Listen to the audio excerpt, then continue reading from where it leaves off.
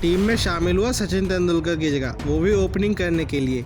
But वो जब भी खेलता था तो एक सवाल होता था, क्या वो इंटरनेशनल क्रिकेट में खेल पाएगा। बट उस मैच ने उसकी किस्मत को बदल दिया। वो भारत का अगला सुपरस्टार बन चुका था। वो एक सिर्फ मैच नहीं था, वो अनाउंसमेंट थी वीरेंद्र सहवाग की। एक ऐसा स्टेटमेंट जो हर ओपनर से कह रहा था, अगर खेलना है तो ऐसे खेलो। आज हम बात करने वाले हैं वीरेंद्र सहवाग के पहले 100 की, जिसने इंडियन क्रिकेट में एक नया स्टैंडर्ड सेट कर दिया। साल था 2001, जब भारत एक ट्रायंगुलर सीरीज खेल रहा था, जिसमें भारत, श्रीलंका और न्यूजीलैंड की टीम थी। ये वही टाइम था जब सचिन अपने पीक पे चल रहे थे, और सचिन का टीम में होने का मतलब होता था जीत की गारंटी। वहीं अगर वो मैच नहीं खेलते तो भारत की जीत की उम्मीद आधी हो जाती थी। और इसी टाइम इस सीरीज के दौरान वो चोटिल हो गए, अब पूरी सीरीज से बाहर हो गए। और इस वक्त भारत की कैप्टनसी कर रहे थे सौरव गांगुली, जिनके सामने एक बड़ा सवाल खड़ा हो गया कि आखिर सचिन की जगह ओपनिंग कौन करेगा। इसी बीच उनकी नजर पड़ी वीरेंद्र सहवाग पर, जिनको टीम में बतौर मिडिल ऑर्डर बैटर लिया गया था। बट उनकी अच्छी परफॉर्मेंस को देखते हुए गांगुली ने सोचा कि इन्हें ओपनिंग करने का मौका दिया जाए, जहां उनसे कोई बड़ी उम्मीद नहीं थी और उनके पास कोई बड़ा अनुभव भी नहीं था। बट ये एक मौका था जिससे उनका पूरा करियर बदल सकता था। तो ये तो बात हुई कि कैसे सहवाग को ओपनिंग करने का चांस मिला। बट इस सीरीज की शुरुआत से ही 5 मैचों में सहवाग ओपनिंग कर रहे थे, जहां उनका प्रदर्शन कुछ खास नहीं था। तारीख थी 2 अक्टूबर साल 2001, जब न्यूजीलैंड और भारत के बीच एक डू और डाई मुकाबला था।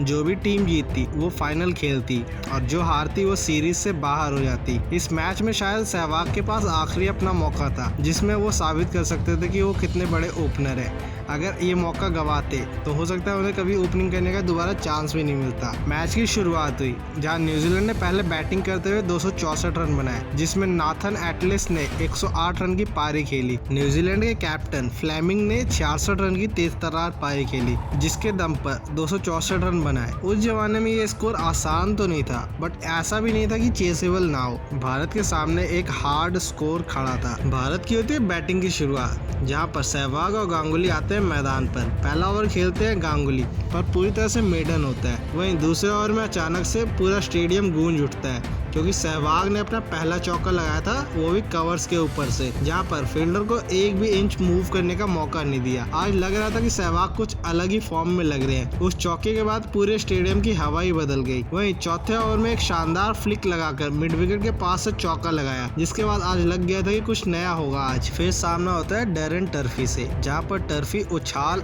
और तेज तर्रार बॉलिंग के लिए जाने जाते हैं। बट आज सहवाग को उनकी बॉलिंग से कुछ फर्क नहीं पड़ रहा था। उसी बीच सहवाग ने एक तेज तर्रार फ्लिक लगाया। इसके बाद एक ओवर वो आता है जो कभी न्यूजीलैंड और कायल स्मिथ शायद ही कभी भूल पाएंगे।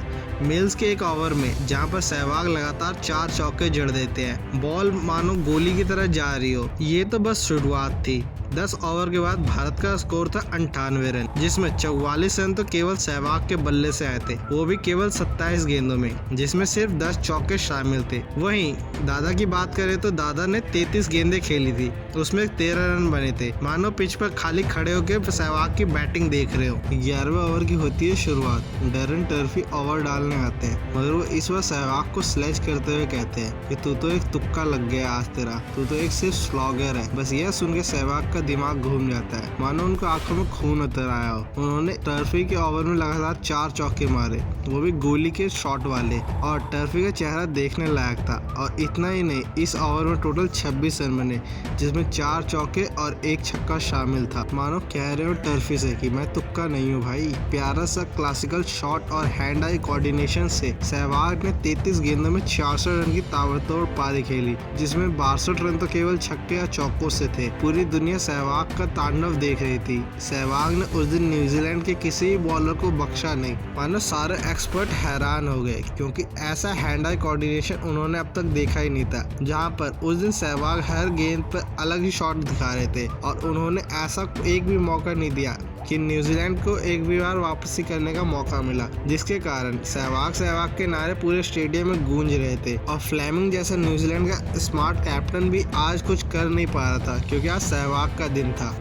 23वें ओवर की होती है शुरुआत, जहाँ पर सहवाग एक सिंगल लेकर अपना पहला सेंचुरी पूरा करते हैं। मानो पूरा स्टेडियम खड़ा होकर इस युवा बल्लेबाज का तालियों से स्वागत कर रहा हो और गांगुली बीच पिच पर गले मिलते हैं सहवाग से, मानो उनका विश्वास सफल हुआ हो। इस पारी में सहवाग ने 69 गेंदें खेली, जिसमें 100 रन बनाए, जिसमें 19 चौके और 1 छक्का शामिल है। भारत का स्कोर इस वक्त 143 रन था, जिसमें 40 रन केवल दादा ने बनाए थे। 24वें ओवर की पहली बॉल पर भारत का पहला विकेट गिर जाता है, जहां पर सहवाग हो जाते हैं बोल्ड। बट बोल्ड होने से पहले सहवाग ने अपना काम कर दिया था कि अब इंडिया यहां से मैच तो हार नहीं सकती थी। जीत के लिए इंडिया को लगभग 122 रन चाहिए थे अभी भी, जो इंडिया 3 विकेट खोकर बना लेती है, वो भी आराम से। अब भारत पहुंच जाती है फाइनल में। लेकिन सहवाग की इस पारी ने मैच को तो जिताया ही जिताया, बट इंडिया को एक नया ओपनर मिल गया, जिसके चलते साल 2007 और 2011 का वर्ल्ड कप इंडिया जीतती, जिसमें सहवाग की एक अहम भूमिका थी।